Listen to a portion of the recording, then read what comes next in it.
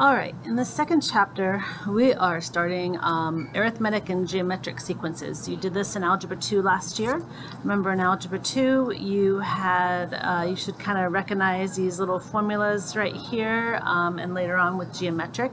So let's get started. So remember, arithmetic is for when you have an adding pattern. Geometric is when you have a multiplying pattern. So when you have what's called a sequence,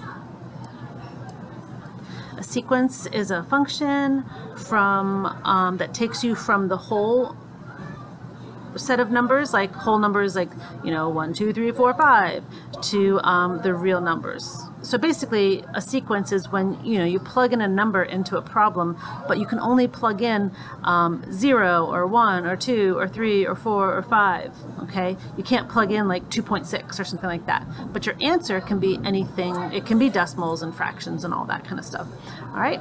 So one main thing in AP Precalculus. So in AP World. Remember last year A1 used to be the first term, but now A0 is the first term. Okay, so just remember that. A0 is the first term. All right, so if you wanted to find A1 and A7, remember A1 is not the first term, it's technically the second term, right? So if I wanted to find A1, that would be 4 times 1 minus 3, so it would be 1, right? Or A7, which is actually the 8th term, right? That would be, 4 times 7, so 28, minus 3, so 25, and so forth. Okay. All right, so let's see. So successive terms here. So when you have an arithmetic sequence, these are all things that go with arithmetic sequences. So successive terms mean, one after another, right? So you can also kind of notice it here. Like, look, that's like the slope. This is like an equation of a line in a way. Arithmetic sequences are like a linear function or a linear sequence. So the slope before is going to be the difference in every term, right? So let's see. So this is kind of like successive terms have a common difference, all right? Or a constant rate of change. That's going to be for arithmetic. So this guy right here, so here's going to be our formula. So our 0 term, meaning like our y-intercept, like what's happening at 0. So this is like the y-intercept, right? And this d is my common difference. That's my slope for every n that I change. So remember, like last year in Algebra 2, we would have this formula, an equals a1 plus n minus 1 times d. So this is exactly like our old formula right here. And it would just be like this. If I want to put a 1 here, then this would be a 1 there. So that's exactly what the formula is that we were using. If you put a 0 in here, you have a0, so it turns into that, and n minus 0 would be d times n. Okay, so a0 is your first term or your initial value. It's more like a sciencey way to say it. D is your common difference.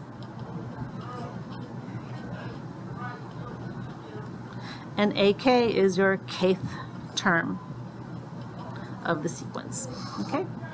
All right, so arithmetic sequences behave like linear functions, but they're not continuous. So when you graph these things, you do not connect them with a line. They're just like a scatter plot almost. Okay, so let's go ahead and do here. So A0, if I plug in 0 here, I get 1.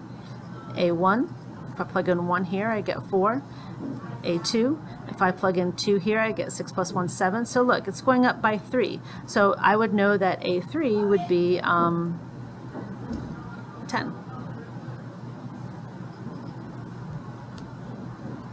All right, so when I graph it, I'm going to go ahead and put a 1 here. 1 is 4, a dot. 2 is 7. And if I could do it, 3 would be, I guess I'll put it up here, 10. Okay, so notice, it's just like a scatter plot. It's just a linear progression. It's not a line though. All right, over here, if I want to go ahead, I know that if I plug in 0, I'm going to get 8. And I'm going down 2 every time. So down 2 over 1. Down 2 over to 2 there. Down 2 over to 3. And finally, if I go down 2, I'll be over to 4. Right? So notice you have a consistent decrease, a constant decrease.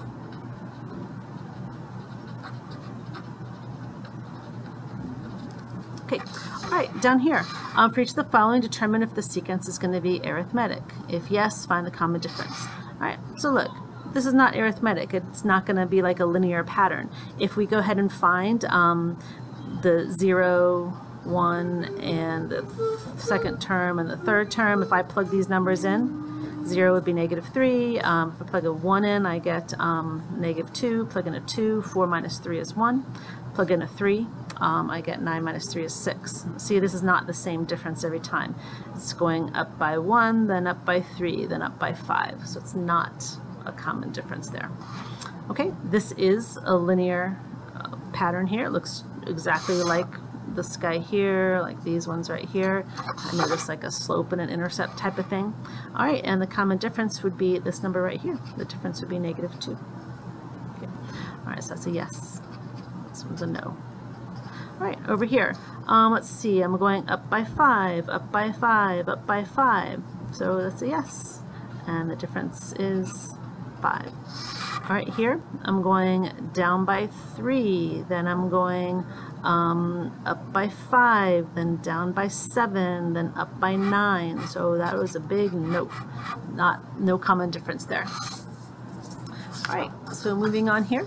So if we have an arithmetic sequence, a lot of our job is going to be to find a formula for my AK or AN in this case right here.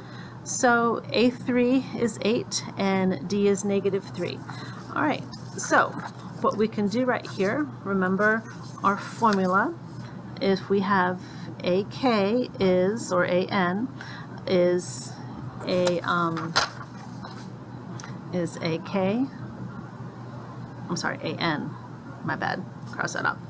AN equals AK plus D times N minus K. So I have everything I need for this right here. I have my kth term is 8, which means my common difference is -3.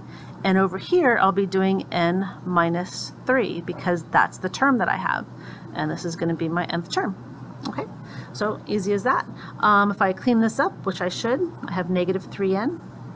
This is going to be +9 and +8, so +17. And so then when I'm done, I can go ahead and use that to find A12. So -3 times 12 would be -36 plus 17. So A12 is going to be 19. Yeah, -19. Okay. So this time I'm told some other information here, and I'm going to use it to find my nth term right here. So one way you could use this formula, if you just want to stick with this formula the whole time, like if you know the sixth term, if I know this is 6, AK is going to be my A2 plus, I don't know D, and then N minus K, so 6 minus 2. So this will take care of everything you need to do. I'll show you the other way that we can do it as well, but look, this is going to be 9 equals 7 plus 4D, and that way you can solve it. The way I would teach it to you last year would have been this. You got your second, or your third term actually, 2, 3, 4, 5, 6, so A6. Now look, you got to make 1, 2, 3, 4 jumps. So look what this is saying. 7, because this is this term, and this one is 9, plus 4 jumps of some equal number makes 9, and that's exactly what we would have done here. 7 plus 4 jumps makes 9, and so we would have figured it out that way, but you can just keep using this formula. All right, so we get 2 equals 4D, so that means D must be 1/2. So your common difference is 1/2, which means I can write my formula. So AN equals, let's see, let's go ahead and use, why don't we use this guy right here?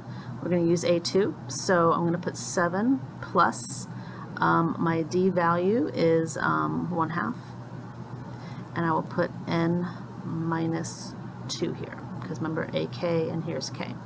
All right, so let's just clean that up. I get 1/2 N. Here, a half of -2 is -1, so 7 minus 1 is 6. There's my nth term. And now I can find anything you want. Like I can find A24. Half of 24 is 12. 12 plus 6 is 18. All right, so moving on here. So this is a picture. It's going in a line. Notice my initial term is 8. So that's going to be a positive 8 in the back. And I am going down. I'm going down 2 for every 1. Down 2 for every 1. So it's negative 2n. And there's my nth term right there. Okay. All right. Then here, find an expression for an, done, and use the expression to find a17. So that would be like way far down, right? So a17 would be negative 2 times 17, so negative 34 plus 8. So that would be 26, negative 26. All right. Now on to geometric sequences. So same thing goes here. Geometric sequences, we want to have G0 as our initial term, but this time our pattern, it's going to be a little bit harder to recognize, but we're going to have a common ratio. So my change is going to be proportional. So I have a proportional change right there. Okay, so I'll show you what that means in a minute. So G0 is our initial term. R is my common ratio. So remember, geometric sequences are a multiplying pattern. So we're multiplying by something every time. And remember, dividing is just like multiplying by the reciprocal. So it takes care of multiplying or dividing. So GK is my kth term. Okay, geometric sequences behave like exponential functions. So notice this little thing right here. So you have an exponential function right there. So the graphs are going to look like those. It could be growth or decay, you know, based on what your base is right there. Increasing geometric sequences increase by a larger amount for each step, but your percent increase is always the same. So I will show you that in a minute. All right, so let's see. Let's do G0. So 8 and then 1/2 to the 0. So 1/2 to the 0 is 1, so I just get 8.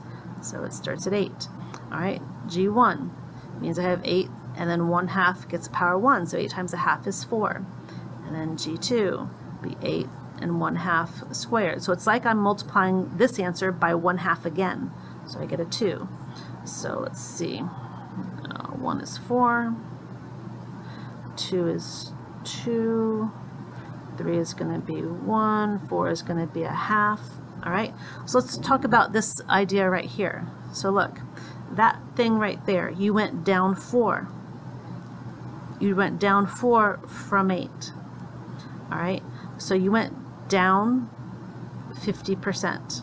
All right, so that's, you know, if I turn this into, let's be a 50%, sorry. So let me change that a little bit actually. So negative 1/2, and then if I want to make that a percentage, you know, you make something a percent, you multiply by 100 to make a decimal into percent. That should be 100 right there. Sorry. So you get negative 50%. All right, so let's look at this one. You went down 2, but you started at 4. So you went down 2 over 4 times 100. So look, that's down 50%. So what's happening, your percent decrease or increase is always the same, but your percent increase or decrease depends on where you started. Like here, I went down 1, but I started at 2. Okay. All right, so let's look here.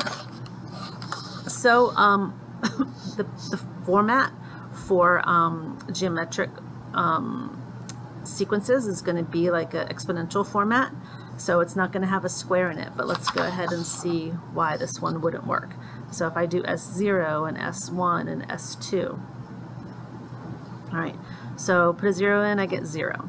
Put a 1 in, I get 3. Put a 2 in, I get 4 times 3, 12. So is there something you can multiply by? Like, look, 3 times 4 is 12, but is 0 times 4 3? No.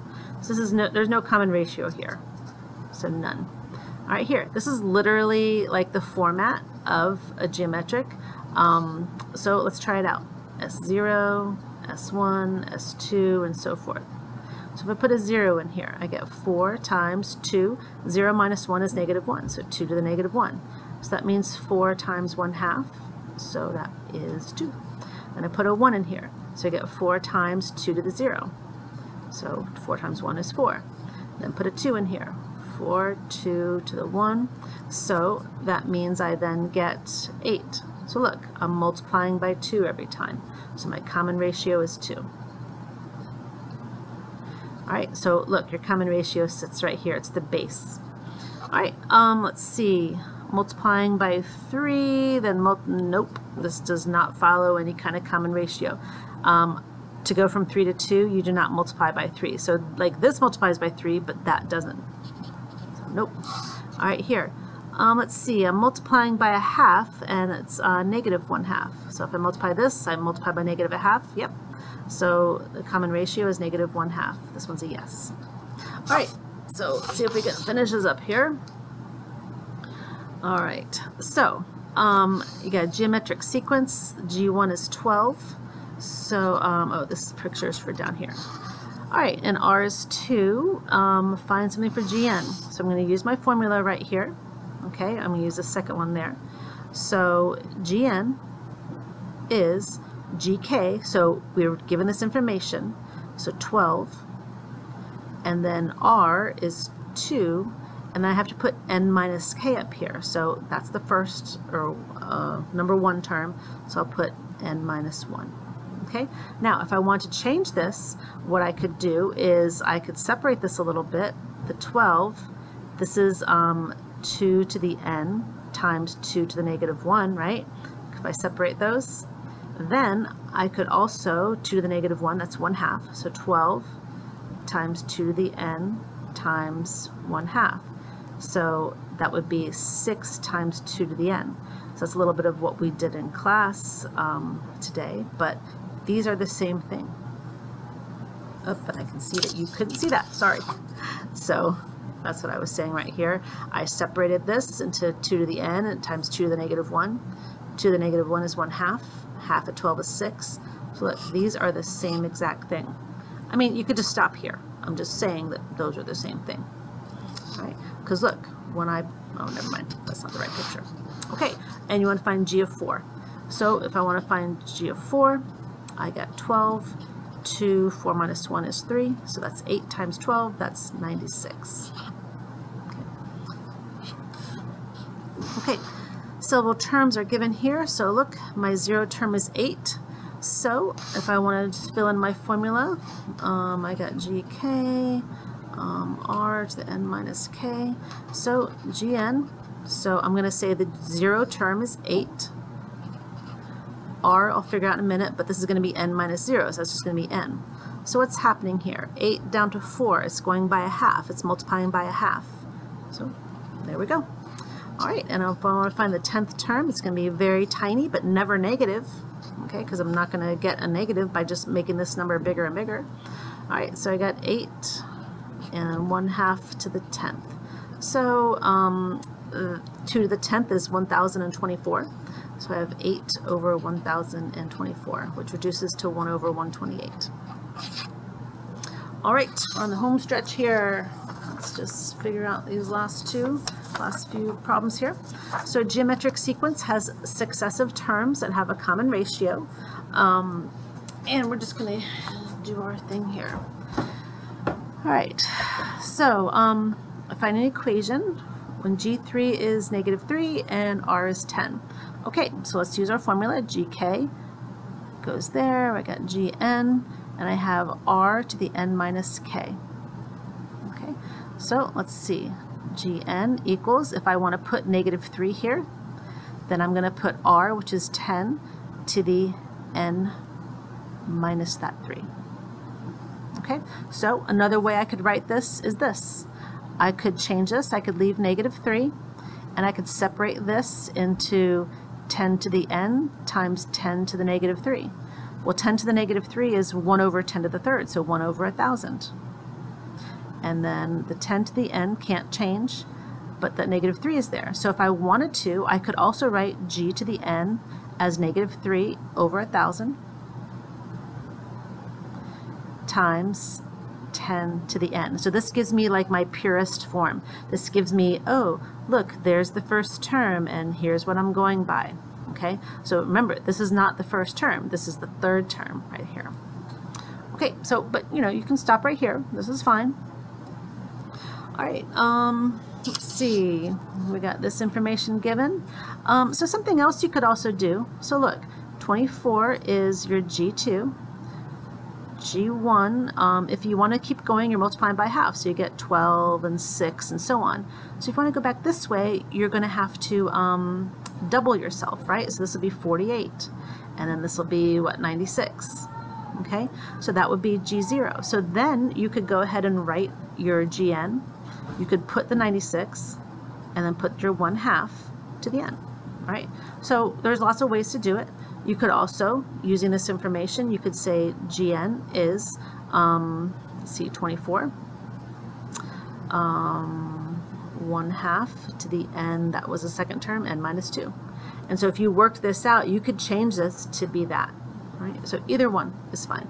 So G5, you're going to go ahead and plug 5 into either of these problems, and G5 comes out to be 3, all right? Because you put a 5 in here, you get 1/32, and 96 divided by 32 is 3. All right, last little bit. Okay, so when you're given two terms here, let's go ahead and find the nth term. So let's go ahead and do our Gn equals Gk, and then r to the n minus k. So I'm going to use these two right here. I'm going to say that n is 6, because right now I don't know my r value, right? So I'm going to say that the nth term is 128 equals Gk is going to be -2, r I do not know, and n minus k is right here. So remember, my nth term was 6, and this k is 3, so 6 minus 3. All right, so 128, -2, r to the third. Okay, so let's divide this over here. I get -64 equals r to the third. So take the cube root, or you just know in your head the cube root of 64 is 4, so -4 is what must have been your r value. Okay. All right, so let's go ahead, our Gn. I don't know G0, so I'm just going to go with this number right here. I'm going to say -2, r is now -4, and I have n minus 3 right there. So that could be good enough. And if I want to find G11, let's see, I would put -2, -4, 11 minus 3 is 8. Ugh, this is going to be large. So it's -131,072. There we go. All right, last one. So let's see, 7 and 2. So I'm going to use this as my nth term. So 1.5 equals. So I can also tell that if you're going from 48 to 1.5, you must have some kind of fraction less than 1 or decimal less than 1 as your r value, because you were getting smaller. Okay. All right, and also this was negative and that was positive, so I knew r was negative somehow in this one. So 1.5 is my Gn. Gk is going to be this guy, 48. And then r I do not know, but I'm going to have 7 minus 2. This 5 up here. Okay, so what we're essentially doing is we're saying our second term is 48. Third, 4, 5, 6, 7th term is 1.5. I'm saying to myself, hey, 48 times 1, 2, 3, 4, 5 times r 5 times makes 1.5. So we're just figuring that out. So when you divide these, you get 1/32 equals r to the 5th. So you take the 5th root, you get 1/2. Okay, all right, so Gn equals, I'm just going to use this guy right here, 48, 1/2, and I'm going to have to put n minus 2 for that. All right, so if I want to find G11, I got 48, 1/2, 11 minus 2 is 9. So that comes out to 3/32 when you put that on your calculator. And there you have it. Good night.